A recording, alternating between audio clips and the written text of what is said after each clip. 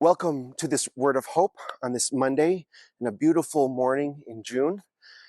Today we have the first beginnings of Elijah, this great prophet that will have an incredible impact in the entirety of the Jewish culture. It portends the coming of Jesus. And Elijah encounters this king, Ahab.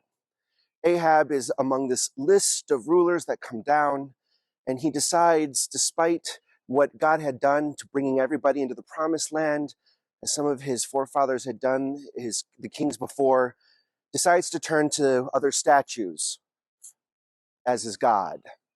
Now, sometimes Catholics are accused of worshiping false idols. The difference here, I would say, is that for Ahab, when he looked at a statue, when he looked at another deity, say Baal, for example, he didn't see the deity. He saw himself. He saw what would serve him, what would help him, and not so much who this God was or who this God was calling him to be. Mary, of course, always brings us to her son. When we see Mary, we don't see ourselves per se, we see her son. We have this great Beatitudes in our gospel.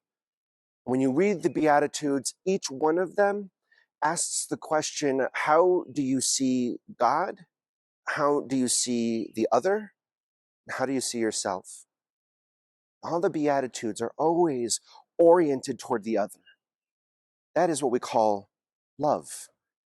This self-gift, this looking toward the other, the giving of oneself to support the other. And then at the same time, to feel that love and support of the other as well. To hunger and thirst for righteousness is to recognize the dignity of all human beings.